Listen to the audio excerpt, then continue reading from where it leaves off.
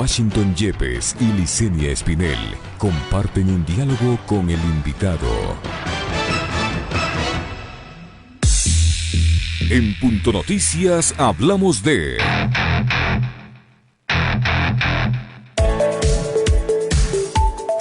El presidente hizo varios anuncios en el recorte del gasto público. La rebaja de horas de trabajo y sueldos con excepciones es la clave. Hay otras medidas que acompañan esta decisión. Frente a la nueva realidad socioeconómica y de salud pública, el régimen da un giro y hará ajustes importantes. La idea es ahorrar alrededor de $4,000 millones, algo significativo para la ya escuálida caja fiscal. La tragedia humanitaria que vive el país y el mundo obliga a sacrificios. Los sectores productivos y laborales ya están sufriendo severos impactos. Cada vez hay más ecuatorianos sin trabajo. Otros deben apretarse. Sin embargo, el presidente anunció la rebaja de los salarios del sector público temporalmente, dijo. Igual a jornada laboral. Los contratos ocasionales cesarán. Sobre esta y otras medidas anunciadas por el Ejecutivo, hablaremos con Marco Proaño Maya, analista jurídico y experto en seguridad social. Bienvenido.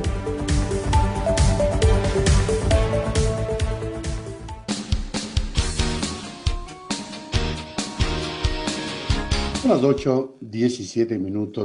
Un gusto saludarle al doctor Marco Proaño Maya, conocido jurista, ex legislador, de muchos años en la actividad política, retirado ciertamente en los últimos tiempos.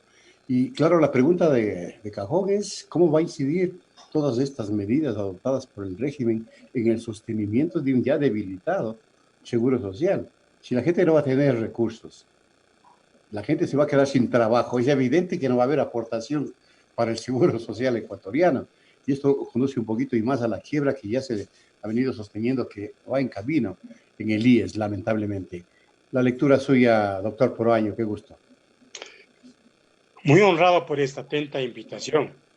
Mire, yo hace algunas semanas manifesté que estaba de duelo por la vida del IES. Y me ratifico en esa opinión después de leer las declaraciones del gerente general del BIES, el banco del IES, que en su edición del lunes en el diario El Expreso dice que el BIES tiene solamente $485 millones de liquidez y que eso le permite tener recursos para los próximos 3 o 4 meses. Esto es una advertencia dramática, porque significa que si el Estado no cumple con la obligación de entregar el 40% al fondo de pensiones, tendría que hacer una operación de reinversión con el BIES, tomar los ahorros del BIES para poder pagar pensiones de jubilación.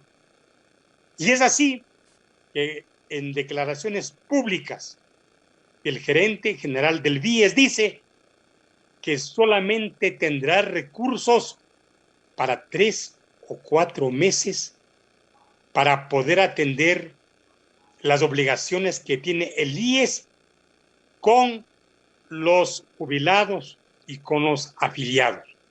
Mire, en el año 2020, y son datos oficiales, el IES manifestó que tenía $4,470 millones para pagar pensiones de jubilación, es decir, egresos.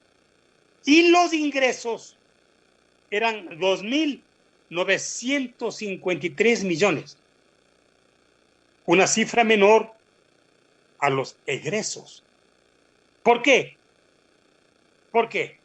Porque el Estado, desde el mes de octubre del año pasado, no paga con su mandato legal, que es el 40% al fondo de pensiones. Si usted me permite, de cada $100, $60 lo construye el afiliado activo y los $40 son del Estado. Si el Estado no contribuye al fondo de pensiones porque estamos en un sistema de reparto, crisis de liquidez del IES. Yo pongo un escenario dramático. 500,000 jubilados que no reciban su pensión de jubilación. ¿Por qué? Si ellos aportaron toda su vida para que sus aportes se conviertan en prestaciones, y en este caso, la jubilación. Y usted estará de acuerdo conmigo que el mayor bien que tiene un jubilado es su pensión de jubilación. Y su mayor riesgo es perder su pensión de jubilación. Entonces, lamentablemente, yo no entiendo por qué tenía que haber normas que tengan que ver con la seguridad social en estas dos leyes que fueron aprobadas por el Congreso, hoy Asamblea Nacional. No entiendo.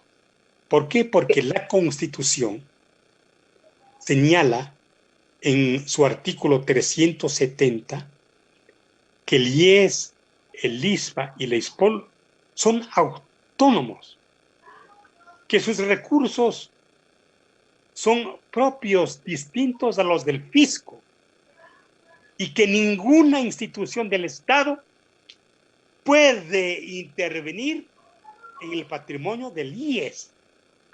Es lo que se llama en la doctrina constitucional el principio de la fuerza normativa de la ley.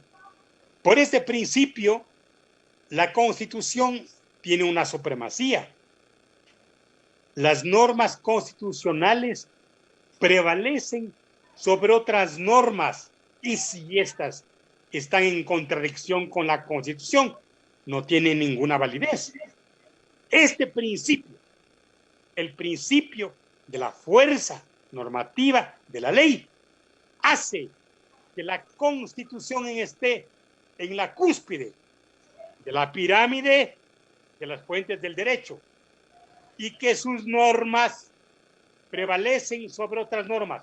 Y cualquier acto del poder público, aunque se llame Asamblea Nacional, tiene la obligación de que las normas que está aprobando guarden armonía con la Constitución. Caso contrario, no tiene ninguna validez. Yo sé que se suprimió el artículo 2, que se suprimieron algunas disposiciones que tienen que ver con la seguridad social, pero yo veo serias contradicciones. A eso iba, doctor. Doctor, buenos días, le saluda Licenia. En el proyecto de ordenamiento de las finanzas públicas, por ejemplo, se le da facultades de superministro al titular de la cartera de Economía para que decida sobre varias entidades, sobre cómo se maneja la economía de varias entidades, entre esas precisamente el Instituto Ecuatoriano de Seguridad Social, lo que atentaría a lo que usted dice y lo que establece la Constitución, por ejemplo. No lo puede hacer, porque tiene que respetar la Constitución. Y la actual conducción del IES, en este caso el Consejo Directivo del IES, tiene que hacer respetar la autonomía del IES. No puede nadie intervenir. ¿Por qué? Porque significaría lesionar un principio constitucional. La Constitución, en el artículo 370 dice: el IES es una entidad autónoma que tiene que cumplir los mandatos de la ley. Y aquí hay un asunto de fondo. El asunto de fondo es que nosotros tenemos un sistema de reparto intergeneracional. ¿Qué significa el sistema de reparto? Significa que con los aportes de los afiliados activos se financia las prestaciones de los trabajadores pasivos. Este no es un fondo de ahorro, es un fondo de financiamiento.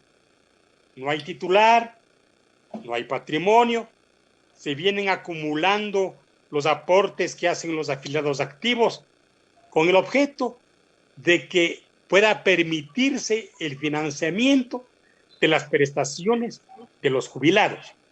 Yo veo su rostro, veo sus ojos, mi admiración y mi respeto. Pero el problema de la seguridad social no es del Ecuador, es universal.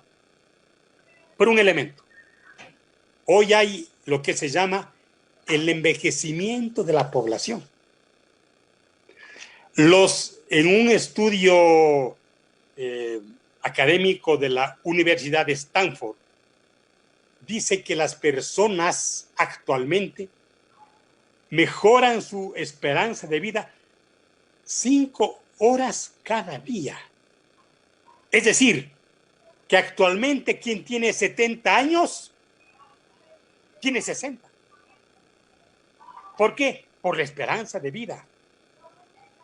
Y todos somos viejos. Todos. El problema del envejecimiento no es un problema de la familia, no es un problema de la sociedad, no es un problema del Estado, es un problema de todos. Porque la única forma de no llegar a ser viejos es morirse. Y la única forma de vivir muchos años es envejeciendo. Por eso solamente los débiles de corazón no ven la vida en la vejez.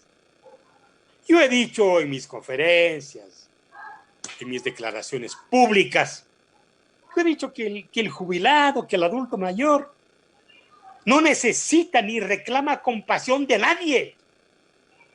Solo quiere respeto. Solo quiere solidaridad. A mí no me interesa la opinión de quienes piensan en el jubilado con la visión del desvalido. No. Tienen derecho a la salud, tienen derecho a la dulzura, tienen derecho al pan y tienen derecho a la libertad. Pero esas posibilidades que usted plantea muy bien resultan ser un tanto utópicas, dadas las condiciones actuales, primero del manejo del Instituto Ecuatoriano de Seguridad Social y las perspectivas de que ese instituto, dentro de un plan que yo lo denomino muy particularmente de macabro, pues vaya camino a una privatización, porque todo apuntaría hacia aquello. Y de experiencias privatizadoras las tenemos más que claras, por ejemplo, lo que sucedió en Chile, donde evidentemente el seguro no aportó en absolutamente nada a lograr ese ideal que usted plantea, doctor. ¿Estamos en ese camino en el país? Y si lo estamos, ¿qué hay que hacer para pararlo? Porque esto no puede ser. Nos afecta a todos los ecuatorianos que somos los que aportamos día a día con nuestro trabajo para que ese IES se sostenga. Sabe que no es posible porque es un mandato constitucional. Las prestaciones de la seguridad social solamente pueden ser otorgadas por el IES, por el ISA y por la ISPOL.